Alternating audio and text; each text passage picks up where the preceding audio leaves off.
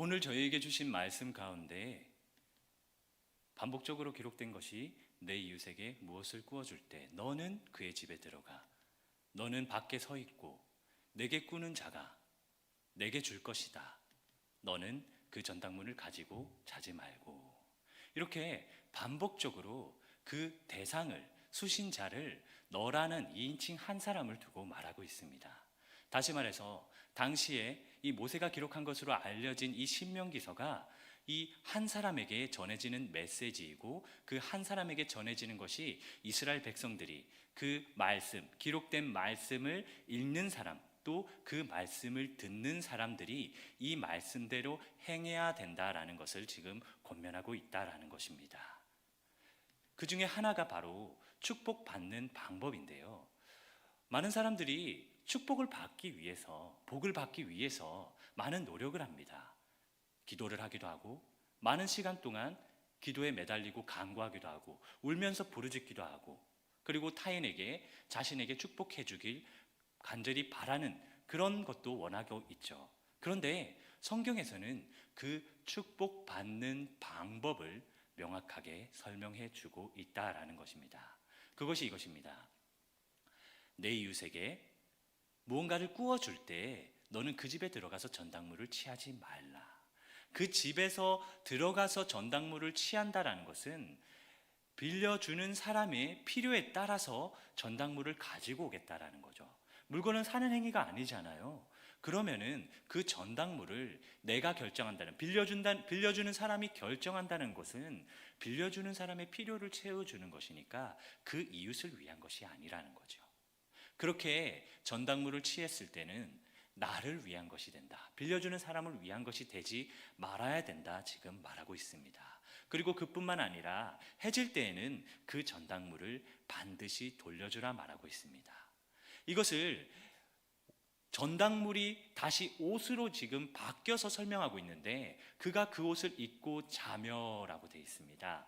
다시 말해서 그 사람이, 가난한 사람이 형편이 어려워서 무언가를 꾸고자 했고 돈을 꾸든지 물질을 꾸고자 했을 때 집에서 자신이 스스로 가지고 나왔을 때 이 겉옷보다 가치 있는 것을 가지고 있지 않을 가능성이 매우 높습니다. 이 겉옷이라는 것은 당시 사회에서는 외출을 할 때는, 낮에는 주로 외출을 할 때 이 외투를 들고 나가면 그냥 외투의 역할, 옷의 역할을 하지만 이 가난한 사람들은 덮고 잘 이불을 따로 마련할 수 없는 형편이 대부분이기 때문에 이 겉옷을 이불처럼 잘 때 덮고 자는 경우가 많습니다. 그래서 이 옷이 이 전당물로서의 가장 가치 있는 것이 될 가능성이 높고 이 옷이 없으면 밤에 잘 때 매우 불편함, 매우 추위에 떨면서 힘겹게 잠을 청할 수도 있다라는 것입니다. 그런 상황을 만들지 말라는 것입니다. 그런데 여기서 이것이 누구를 위한 것이다? 바로 너를 위한 것이다 라고 말하고 있습니다. 왜 너를 위한 것이냐? 그가 만약에 전당물을 되돌려 받는다면, 밤에 잘 때에 전당물로 주었던 이 겉옷을 다시 돌려 받는다면 그 돈을 빌려준 사람과 그 전당물을 돌려준 그 사람을 축복할 수 있다라는 거죠. 이것이 똑같이 돈을 빌려준다 하더라도 그 돈을 돌려받는 사람이 있을 수 있고 또 그 돈을 빌려주는 대가로 전당물을 취하는 사람이 있을 수 있고 그리고 그 돈을 빌려준 대신 그리고 전당물도 되돌려준 대신 축복을 받는 사람이 있다라는 것을 지금 설명하고 있습니다. 그럼 여러분들께 질문을 할게요. 무엇이 나은 거죠? 이 세 가지 중에 무엇이 나은 건가요? 돈은 원래 자신이 여윳돈이 있기 때문에 빌려준 거잖아요. 그리고 그 전당물은 원래 내 소유가 아니었잖아요. 만약에 그 겉옷이 필요했다? 그럼 여윳돈을 가지고 있으니까 그걸 사면 되죠. 그런데 축복은 어떻습니까? 내가 돈이 많다고 해서 축복받을 수 있습니까? 아니죠. 축복은 누군가가 진심으로 나를 위해 기도하고 축복해야만, 하나님께 그에게 축복 주어지기를 간절히 기도해야만, 그것이 진심이어야만 그 복이 우리에게 올 수 있지 않습니까? 그런데 지금 그 방법을 똑같이 돈을 꿔줬는데, 똑같이 물질을 꿔줬는데 그 대가로 받는 것이 주었던 물질이 아니라, 전당물이 아니라 축복이라면 그것이 가장 가치 있는 것 아닌가요? 그것이 가장 가치 있는 것이고 우리에게 필요한 것 아닌가요? 다른 곳에서 어떻게 하면 축복을 받지 찾을 것이 아니라 가난한 사람을 배려하고 물건을 꾸고 돈을 꾸어가는 사람에게 배려를 해준다면, 그리고 전당물을 받지 않고 전당물을 되돌려 준다면, 그렇게 가난한 사람을, 힘든 사람을, 어려운 형편 가운데 있는 사람을 돕고 배려한다면 그것이 나를 위한 것이고 그것이 나에게 축복으로 되돌아온다는 것입니다. 그것이 하나님, 여호와 하나님 앞에서 의로움이 된다고 말합니다. 공의로움이라고 말하는 것입니다. 나에게 축복으로 되돌아오고, 그리고 그 돈을 빌려받은 사람은 돈도 빌려받았고, 그리고 전당물도 다시 되돌려 받았고, 그러면 어려움으로부터 이겨낼 수 있잖아요. 필요가 채워졌잖아요. 그리고 나는 축복을 받았잖아요. 그러면 두 사람 다 유익이 있는 거잖아요. 이것이 하나님 앞에, 여호와 앞에 내 공의로움이 된다 말하고 있다라는 것입니다. 이것이 하나님의 선하신 뜻이라는 것입니다. 그리고 하나님은 또 이어서 죄가 되는 것도 설명해 주고 있습니다. 공궁하고 비난한 품꾼에게, 그 사람이 이방일지라도, 우리 형제들 가운데 있지 않고 또 이방인이라 할지라도, 우리 사회 가운데서도 외국에서 온 다문화 가정들이 있지 않습니까? 그들을 학대하지 말라고 말하고 있습니다. 그리고 그의 품삯을 당일에 주고 해진 후까지 미루지 말라 말하고 있습니다. 이것이 만약에 품삯을 미루고 주지 않는 행위가 너를 여호와께 호소하게 된다라고 말하고 있습니다. 좀 전에는 뭐라고 했죠? 여호와 앞에 너를 위하여 축복한다 말하고 있었는데, 이번에는 반대로 이 품꾼을 학대하고 품삯을 주지 않는 악행을 저지르면 그것이 여호와 앞에 너를 호소하게 된다 말하고 있다라는 것입니다. 너를 축복하는 것과 반대되는 행위를 할 수 있다라는 것이라고 말하고 있다라는 것입니다. 이것이 바로 너에게 죄가 된다라는 것입니다. 여호와 하나님 앞에 죄가 된다라고 말하고 있습니다.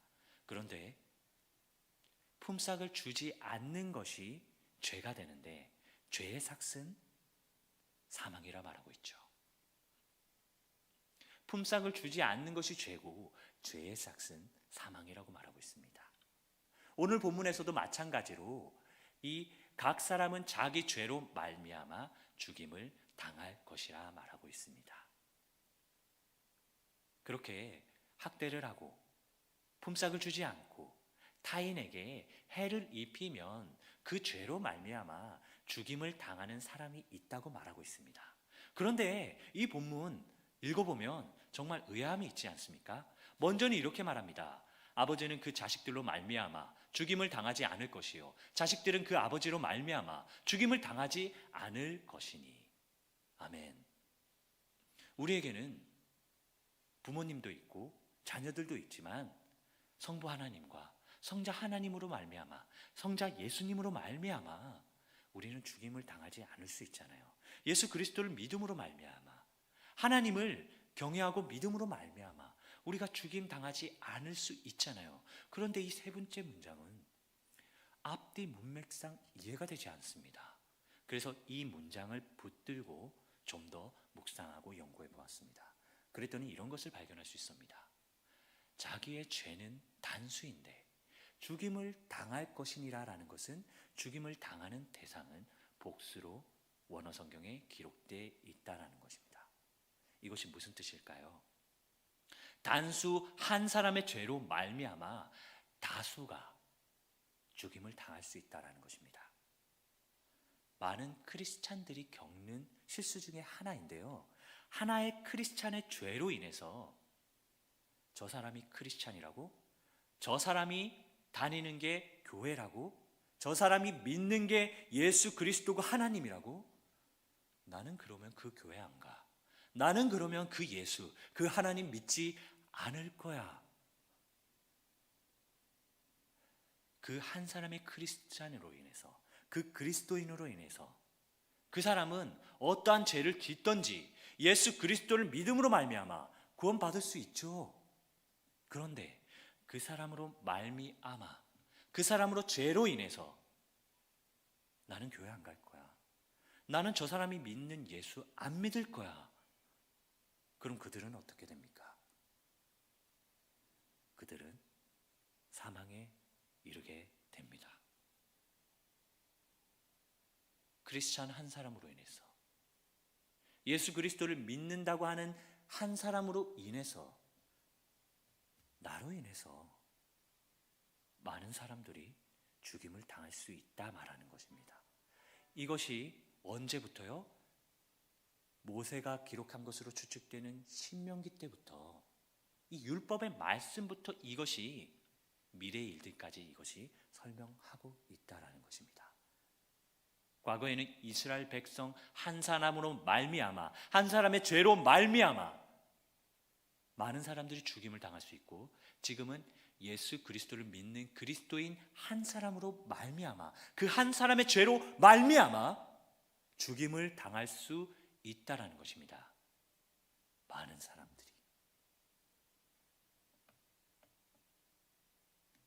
그래서 성경은 권면합니다. 너는 객이나 고아의 송사를 억울하게 하지 말라. 과부의 옷을 전당 잡지 말라. 너는 애굽에서 종되었던 일과 내 하나님 여호와께서 너를 거기서 속량하신, 곧 구원하신 것을 기억하라. 이러므로 내가 내게 이 일을 행하라 명령하노라. 애굽에서 어떤 삶을 살았죠? 400년 동안 종살이를 하면서 때로는 품삯을 제대로 주지 않고 지푸라기를 줬던 것을 주지도 않고 벽돌수를 채워라 하면서 억울한 일을 당했었습니다. 그래서 이제 이스라엘 백성들이 여호와 하나님을 다시 여호와 하나님께 부르짖기 시작합니다. 그 부르짖음이 하나님께 상달됨으로 하나님이 그 부르짖음을 들으심으로 말미암아 그들을 출애굽, 애굽으로부터 벗어날 수 있도록, 그들을 구원할 수 있도록 하나님이 결심하셨다라는 것입니다. 그런데 이스라엘 백성들이, 그런데 그리스도인들이 그때 일을 기억하지 못하고 예수 그리스도를 말미암아 구원받은 것을 기억하지 못하고 다른 사람들에게 학대하고 품삯을 주지 않고 억울하게 하며 과부의 옷을 전당을 잡는다? 그런 일이 있다? 그럼 그들이 예수 그리스도를 믿을까요? 하나님을 믿을까요? 우리 교회에 올 수 있을까요? 우리 교회를 떠나지 않을까요? 오히려 한 사람의 죄로 말미암아 교회 찾지 않고 교회를 떠나며 예수 그리스도를 믿지 않는 일들이 행해지고 있다라는 것입니다.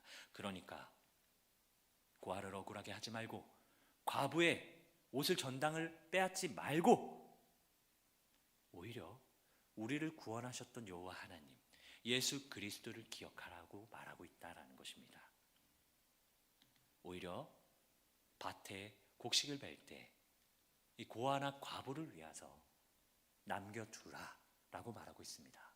그렇게 하면 내 하나님 여호와께서 내 손으로 하는 모든 일을 복을 내리시리라 말하고 있습니다.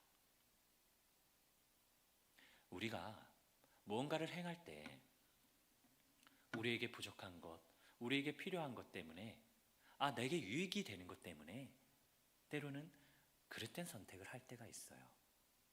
사람들에게 뭔가를 빌려주고 이것을 대부업을 하듯이 다시 이것을 더 값진 것으로 되돌려 받고자 하는 그런 계산적인 사람이 될 수 있습니다. 그런데 지금 하나님의 백성들은, 예수 그리스도의 그리스도 백성된 자들은 그렇게 행하지 말라고 말하고 있습니다. 그것이 누구를 위한 것이라고요? 너를 위한 것이라고. 네가 복을 받게 하기 위한 것이라고. 그렇게만 하잖아? 그러면 너에게 내 하나님 여호와께서 내 손으로 하는 모든 일에 복을 내리신다 말하고 있다라는 것입니다. 기도하겠습니다. 하나님 사랑합니다. 예수 그리스도께 감사드립니다. 성령님의 인도하심 따라가고자 합니다. 하나님 말씀 좀 더 가까이 하며 말씀대로 살기 소망합니다. 그 말씀 증거하며 살겠습니다.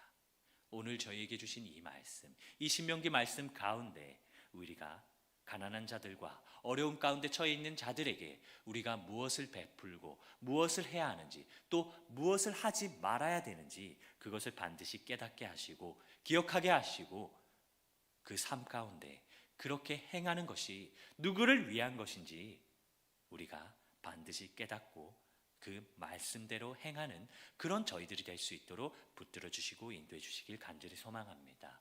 우리의 삶을 위한 것이며 그것이 또 하나님 앞에, 여호와 하나님 앞에 공의로운 것이 될 수 있도록 우리를 인도하여 주시고 붙들어 주시길 간절히 소망합니다. 사랑이 가득한 예수 그리스도의 이름으로 기도드렸습니다. 아멘.